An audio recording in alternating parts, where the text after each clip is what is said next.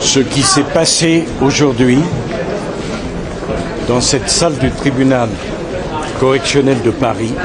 Cher public, il y a quelques minutes à peine, un tremblement médiatique sans précédent a secoué la France entière lorsque Giulia Sarkozy, la fille du célèbre couple Nicolas Sarkozy et Carla Bruni, a décidé de briser le silence entourant sa famille et de révéler enfin la terrible vérité sur son père. Ce moment inattendu a provoqué un véritable choc émotionnel, tant dans les cercles politiques que dans le monde du divertissement. D'une voix chargée d'émotion et de maturité, Giulia est apparue face caméra, les yeux humides mais déterminés, prête à dire tout haut ce que personne n'avait jamais osé imaginer. Son témoignage, diffusé sur les réseaux sociaux, a instantanément enflammé l'opinion publique, déclenchant une vague de réactions, de commentaires et d'interrogations sans précédent. Derrière son apparence douce et réservée, la jeune femme a livré des mots d'une intensité rare, évoquant des années de silence, de secrets et de pression, des vérités enfouies sous le poids de la notoriété et de la politique. L'atmosphère s'est figée lorsque ses propos ont résonné dans les médias, chaque phrase semblant dévoiler une blessure longtemps contenue, un fragment de la réalité intime d'une famille placée sous les projecteurs depuis plus d'une décennie. Les révélations de Giulia n'étaient ni un règlement de compte ni une provocation, mais une confession bouleversante, empreinte de sincérité et de douleur. Elle a parlé de ce qu'elle a vu, de ce qu'elle a ressenti, de ces instants de tension où les murs dorés du pouvoir dissimulaient la fragilité humaine. En quelques minutes, l'image publique du clan Sarkozy s'est fissurée, laissant apparaître une vérité plus complexe, plus profonde, plus humaine. Les journalistes ont immédiatement relayé ces propos. Les chaînes d'information ont interrompu leur programme pour décrypter les mots de cette jeune femme devenue, malgré elle, le centre d'une tempête médiatique. Les réseaux sociaux se sont embrasés. Des milliers de messages ont afflué, certains saluant son courage, d'autres choqués par l'ampleur de ce qu'elle venait de révéler. Le visage de Giulia, filmé en gros plan, semblait à la fois celui d'une enfant et d'une femme, porteuse d'un fardeau qu'elle n'avait pas choisi, mais qu'elle a décidé d'assumer avec une force déconcertante. Ces mots sur Nicolas Sarkozy, qu'elle a décrits avec un mélange d'amour, de respect et de douleur contenue, ont bouleversé la France entière. Cette révélation marque un tournant, un moment suspendu, où la frontière entre la vie privée et la vie publique s'efface pour laisser place à la vérité nue, celle d'une fille qui ose parler enfin. Les mots de Giulia Sarkozy ont eu l'effet d'une bombe. Dès les premières secondes de sa déclaration, son regard déterminé contrastait avec la douceur de sa voix, créant un contraste qui a bouleversé tous ceux qui l'ont écouté. Elle a parlé d'un père qu'elle aime, mais qu'elle ne reconnaissait plus, d'un homme prisonnier de son image publique, d'un personnage qui a troqué l'intimité d'un foyer pour la froideur du pouvoir. La jeune fille a décrit un univers fait d'apparence, de caméras toujours braquées sur eux, de dîners mondains, où le sourire devait être impeccable, même quand le cœur se brisait. Elle a révélé des scènes d'enfance où le silence pesait plus lourd que les mots, des moments où les discussions à table se terminaient en éclats de voix étouffés derrière les murs d'un palais devenu une prison dorée. Chaque phrase de Giulia semblait déchirer un voile soigneusement tissé par des années de communication maîtrisée. Derrière le président, derrière le mari de Carla Bruni, il y avait un père souvent absent, trop préoccupé par les enjeux du pouvoir pour entendre les murmures d'une fille qui grandissait dans l'ombre des projecteurs. Elle a parlé des nuits où elle entendait les disputes étouffées, des jours où sa mère tentait de protéger son sourire malgré la fatigue, des instants où elle comprenait que dans ce monde, l'amour devait souvent céder sa place aux apparences. Le public, médusé, découvrait un visage inconnu de Nicolas Sarkozy, celui d'un homme tiraillé entre l'ambition et la tendresse, entre le devoir d'État et le rôle de père. Ce que Giulia a livré n'était pas une attaque, mais un cri du cœur, un besoin vital de vérité. Les mots coulaient avec une sincérité déchirante, dépouillée de toute colère, empreint d'une lucidité presque adulte. Elle a évoqué la solitude de son adolescence, les journées passées derrière les murs de la résidence familiale, loin des autres enfants, entourée de gardes et de conseillers, mais privée de spontanéité. Elle a décrit l'omniprésence des caméras, les journalistes aux aguets, les flashs qui créaient un monde où chaque geste pouvait devenir une manchette. Ce climat d'exposition permanente a façonné une jeunesse étrange, entre privilèges et isolement, entre admiration et peur d'être jugée. À travers ses confidences, Giulia a révélé une vérité plus universelle, celle du prix du pouvoir, de l'enfance volée par la politique. Ces mots sur son père ont choqué par leur douceur teintée de tristesse. Elle a parlé de lui comme d'un homme profondément humain, capable d'amour mais prisonnier d'une image qu'il ne pouvait plus quitter. Elle a décrit les rares moments de complicité, ces instants volés où Nicolas Sarkozy redevenait simplement papa, riant avec elle dans le jardin, oubliant le monde extérieur. Mais ces parenthèses, disait-elle, étaient trop courtes, toujours interrompues par une sonnerie, une réunion, une urgence d'État. À mesure que Julia déroulait son récit, la tension montait. Les spectateurs retenaient leur souffle, conscients d'assister à un moment d'histoire intime qui dépassait la sphère privée. Les médias étrangers ont repris ses propos. Les unes des journaux ont explosé, les plateaux télé se sont enflammés. Les soutiens de l'ancien président se sont empressés de minimiser, parlant d'un cri d'adolescente, mais le ton de Julia ne laissait place à aucune exagération. Ce qu'elle a exprimé venait d'un cœur blessé, mais sincère. Elle a décrit une maison trop grande pour contenir la chaleur d'une famille, un monde où les gestes d'affection se perdaient dans le protocole. Les internautes ont commenté par millions, saluant la maturité de cette jeune femme qui osait affronter la légende vivante qu'est son père. Certains ont vu dans cette révélation le courage d'une génération qui refuse le silence. D'autres y ont perçu le reflet d'une société qui exige la vérité même des puissants.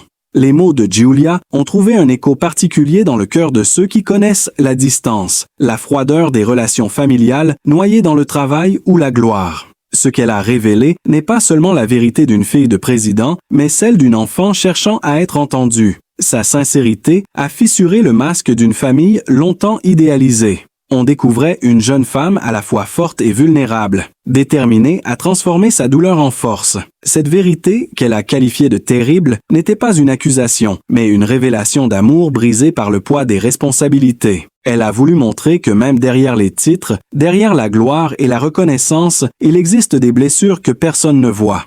À travers son témoignage, la France a redécouvert l'humanité de Nicolas Sarkozy, un homme imparfait, aimé malgré ses absences. Et dans ce tumulte médiatique, la voix tremblante de Julia est devenue celle d'une génération réclamant le droit d'être aimée plus que d'être admirée. Le silence s'est brisé comme un verre qui éclate sous la pression lorsque Julia Sarkozy a prononcé ces mots lourds de sens.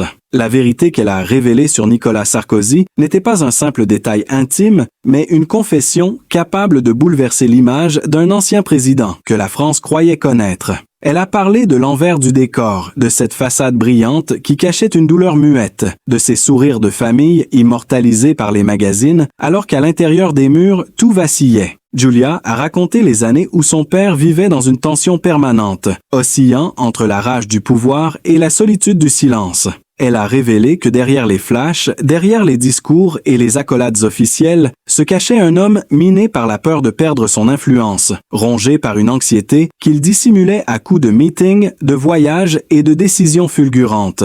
Ce qu'elle a confié dépasse le cadre familial. C'est le portrait d'un homme écrasé par son propre destin. Elle a décrit les soirées où il rentrait tard, épuisé, les traits tirés, murmurant à peine un mot, avant de s'enfermer dans son bureau jusqu'à l'aube. Julia se souvenait de ce regard perdu, de ces moments où il semblait parler à quelqu'un qui n'était plus là, de ces silences qui faisaient trembler la maison. Ce qu'elle a dit sur ses angoisses, sur ses colères soudaines et ses moments d'absence a glacé le sang de millions de spectateurs. Elle a raconté l'homme derrière le président, celui qui parfois, seul face à lui-même, laissait tomber le masque. Elle a évoqué les larmes qu'elle avait surprises un soir, alors qu'il croyait être seul dans la pénombre du salon, assis devant un vieux discours, murmurant des phrases inaudibles. Ce moment-là, disait-elle, fut la première fois qu'elle comprit que son père n'était pas invincible. En quelques strises, Julia a dévoilé une vérité plus dérangeante encore, celle d'un homme qui n'avait jamais su guérir de la peur du vide. Les mots de la jeune femme résonnaient comme un cri étouffé dans un monde trop habitué à l'apparence. Les journalistes se sont rués sur cette confession. Les chaînes d'information ont diffusé les extraits en boucle, chaque mot décortiqué, analysé, commenté. Les amis de la famille Sarkozy ont tenté de calmer la tempête, certains affirmant qu'il s'agissait d'une erreur d'interprétation. Mais le visage de Julia, filmé sans coupe, sans montage, ne laissait aucun doute.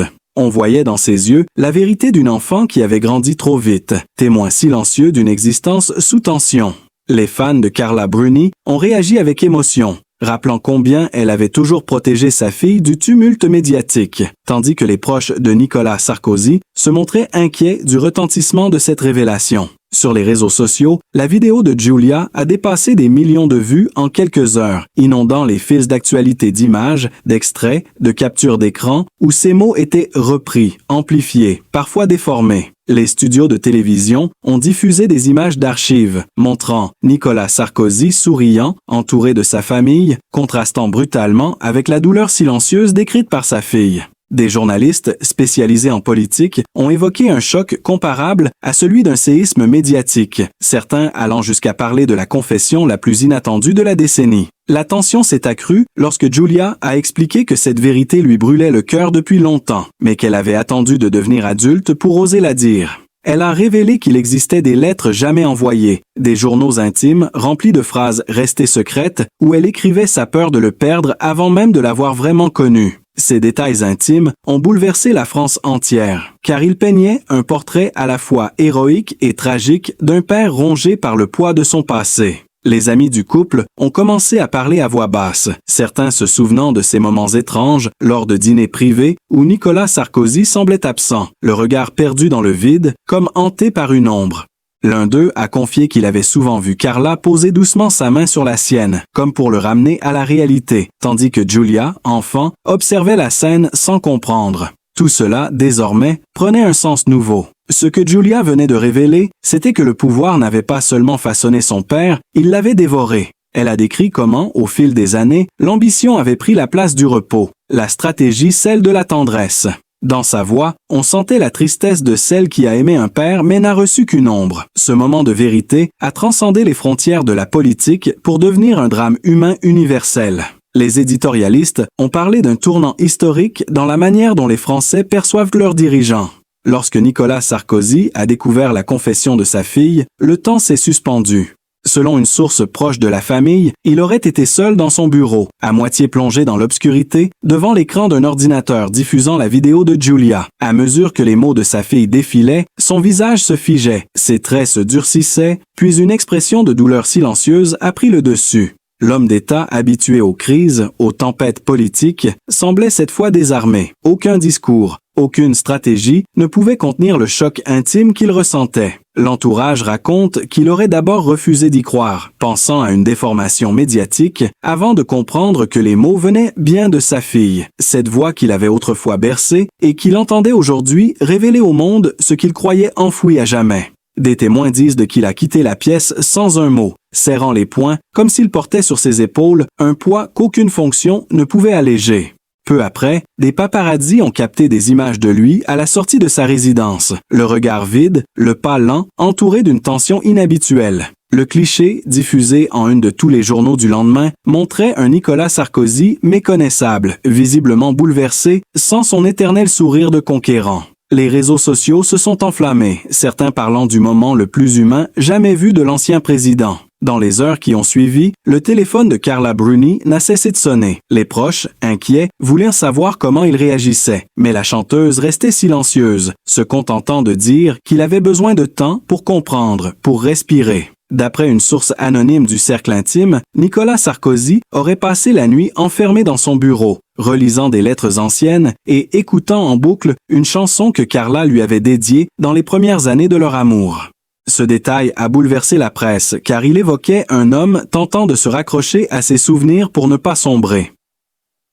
Le lendemain, alors que Paris bruissait de rumeurs, Nicolas Sarkozy est apparu brièvement à la fenêtre de son domicile, visiblement fatigué. Les photographes ont capté ce moment rare, un regard long, perdu, fixé sur le jardin où, autrefois, Julia jouait. Ce geste, simple mais chargé de sens, a été interprété par beaucoup comme un signe d'introspection, d'une blessure paternelle impossible à masquer. Les chaînes d'information ont invité des psychologues, des chroniqueurs, des anciens collaborateurs pour tenter d'analyser son silence. Certains ont rappelé combien il avait toujours tenu à protéger sa vie privée, d'autres y ont vu la preuve d'un choc émotionnel profond.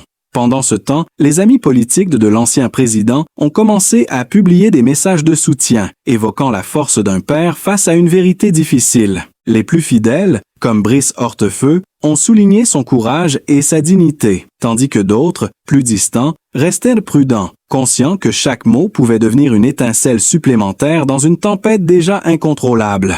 Dans les rédactions, les journalistes tentaient de reconstituer les coulisses de cette révélation.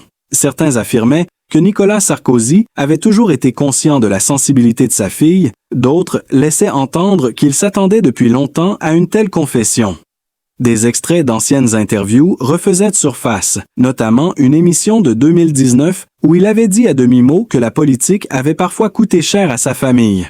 Ce passage, exhumé des archives, circulait désormais partout, renforçant l'impression d'un destin marqué par la dualité entre puissance et fragilité. Les journaux du soir titraient sur un père face à la vérité de sa fille, accompagnant leurs articles de photos contrastant la figure triomphante du chef d'État d'hier avec celle bouleversante d'un homme blessé d'aujourd'hui. Sur les plateaux de télévision, les débats s'enchaînaient. Certains voyaient dans la réaction de Nicolas Sarkozy un silence noble, une forme de respect pour la douleur de son enfant. D'autres y lisaient un effondrement intérieur, celui d'un homme confronté à sa propre humanité. Ce silence, selon un proche, n'était pas un refus de répondre, mais une façon de protéger Giulia, de ne pas aggraver la tempête médiatique. On dit qu'il aurait murmuré à Carla que, malgré tout, il ne pouvait en vouloir à leur fille d'avoir parlé avec son cœur. Ce détail, rapporté par un ami intime du couple, a profondément touché le public. Dans les rues de Paris, des passants évoquaient le sujet avec émotion, certains exprimant leur compassion, d'autres leur stupéfaction devant la chute d'un symbole. Des milliers de messages ont envahi les réseaux, mêlant soutien, tristesse et admiration pour cette famille désormais à nu devant la France entière. La réaction du public a été instantanée et d'une intensité rarement observée dans l'histoire récente des médias français. À peine la vidéo de Giulia Sarkozy diffusée, les réseaux sociaux ont explosé, transformant son nom en l'un des sujets les plus commentés du pays. Des millions de Français se sont rués sur les plateformes pour visionner la confession de la jeune femme, certains incapables de retenir leurs larmes, d'autres sidérés par le courage de cette parole. En quelques heures, des images d'elle, les yeux brillants, la voix tremblante, se sont répandues sur tous les écrans, envahissant les foyers, les cafés, les salles de rédaction. L'émotion collective était palpable, presque électrique. Sur les plateaux télé, les chroniqueurs ne parlaient que de cela. Les éditorialistes interrompaient leurs sujets prévus pour décrypter chaque mot, chaque geste, chaque silence. Le visage de Giulia, filmé sous une lumière douce mais crue, semblait hanter l'esprit des spectateurs. Des journalistes spécialisés dans la politique ont reconnu que jamais la France n'avait assisté à une telle scène de vulnérabilité venant de l'entourage d'un ancien chef d'État. Certains comparaient ce moment à une déchirure symbolique, la chute du dernier voile d'un mythe. Les fans de Carla Bruni ont réagi en masse, inondant les commentaires de messages de soutien pour la mère et la fille, saluant leur courage face à la pression médiatique. Des phrases telles que « Nous sommes avec toi »,« Giulia, et tu as eu raison de parler » ont inondé les réseaux. Des personnalités publiques, chanteurs, acteurs, journalistes, ont eux aussi pris la parole pour exprimer leur solidarité. L'actrice Marion Cotillard a publié un message bouleversant saluant la sincérité d'une jeune femme qui ose dire ce que tant d'autres n'ont jamais pu exprimer. Les médias étrangers se sont rapidement emparés de l'affaire. En Italie, les journaux titraient sur la fille du pouvoir qui dévoile les blessures du silence. En Espagne, les chaînes d'information diffusaient en boucle des extraits traduits, tandis qu'en Grande-Bretagne, la BBC analysait le phénomène comme un tournant dans la relation entre la politique et la sphère familiale. À Paris, des attroupements se formaient devant les kiosques à journaux. Les unes s'arrachaient dès l'aube, les titres rivalisant de phrases choc. La vérité de Giulia Sarkozy secoue la France. Giulia, la voix qui brise le pouvoir, ou encore le cri d'une fille du silence dominait les couvertures. Les photographes traquaient chaque mouvement de la jeune femme. Les chaînes d'information installaient des studios éphémères à proximité de la résidence familiale, espérant capturer une image, un mot, un geste. Sur les plateaux d'émissions du soir, les débats se faisaient enflammer. Certains voyaient dans la démarche de Giulia un acte libérateur, une parole nécessaire face à une société obsédée par les apparences, d'autres dénonçaient une intrusion dangereuse dans la vie privée d'un ancien président. Mais ce clivage ne faisait qu'alimenter la fascination. Dans les rues, dans les cafés, dans les écoles, tout le monde parlait d'elle. Des jeunes disaient se reconnaître dans son courage, des parents avouaient être bouleversés par la détresse qu'elle exprimait. Le phénomène dépassait la simple curiosité. C'était devenu un sujet de société, une réflexion sur la face cachée du pouvoir et sur les blessures qu'il laisse dans les familles. Les images du couple Sarkozy-Bruni, autrefois symbole de glamour et d'élégance, étaient désormais regardées sous un autre prisme. Des séquences anciennes refaisaient en surface sur Internet, analysées image par les internautes qui cherchaient dans un regard, un geste, un détail, les signes précurseurs de ce malaise aujourd'hui révélés. Certains rappelaient cette scène célèbre où Nicolas Sarkozy, lors d'une interview en 2012, avait parlé de sa fille avec émotion, la qualifiant de lumière dans sa vie. Ce passage circulait à nouveau, accompagné de commentaires contrastés, oscillant entre compassion et tristesse. Sur les forums politiques, les débats devenaient virulents. Des partisans fidèles tentaient de défendre l'ancien président, évoquant son humanité et les sacrifices qu'impose la fonction, tandis que d'autres y voyaient la confirmation d'une fracture entre la vie publique et privée. Dans les rédactions, les journalistes se relayaient jour et nuit pour couvrir chaque rebondissement. Des émissions spéciales furent consacrées à la relation père-fille, des experts en communication et en psychologie familiale furent invités à commenter le drame.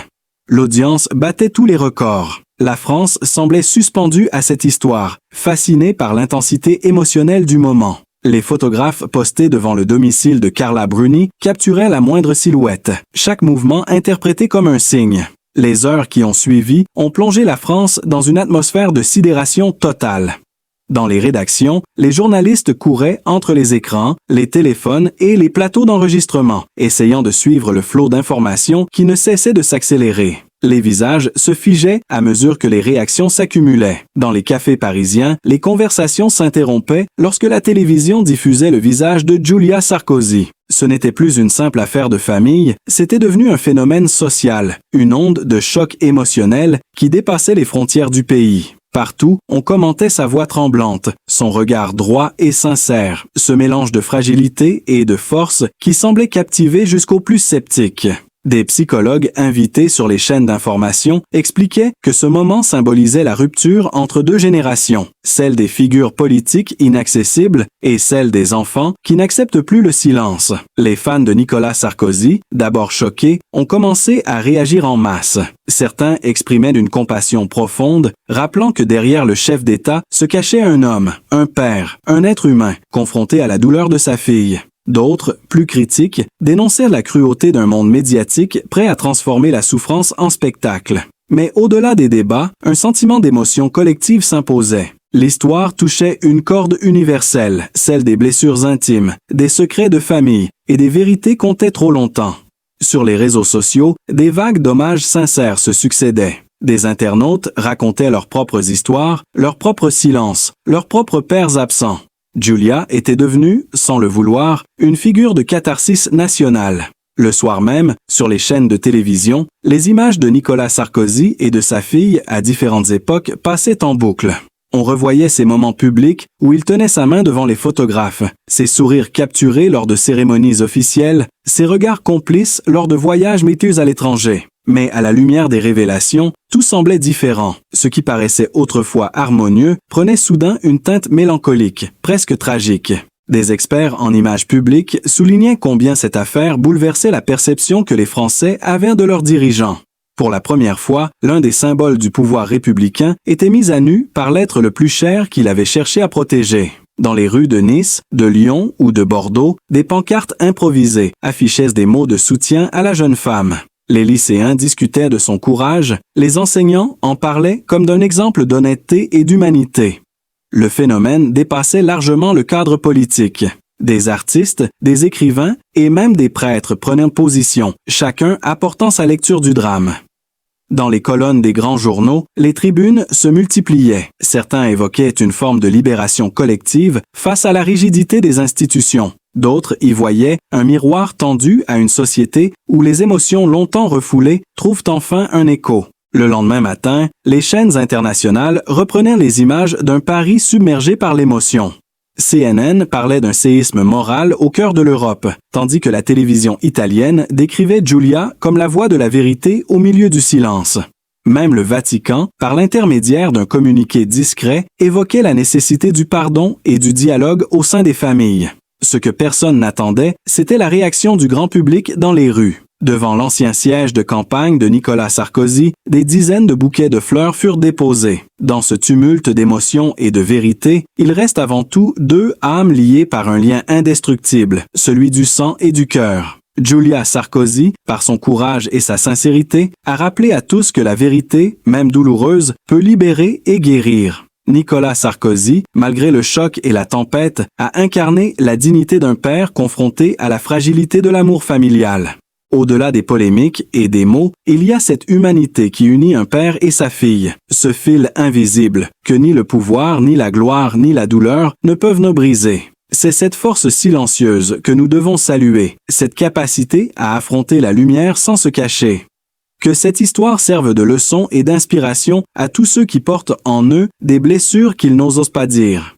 Si vous avez été touché par leur sincérité, par leur courage et par la vérité de leurs émotions, soutenez-les par un like, partagez cette histoire et abonnez-vous pour continuer à suivre des récits humains, profonds et bouleversants comme celui-ci.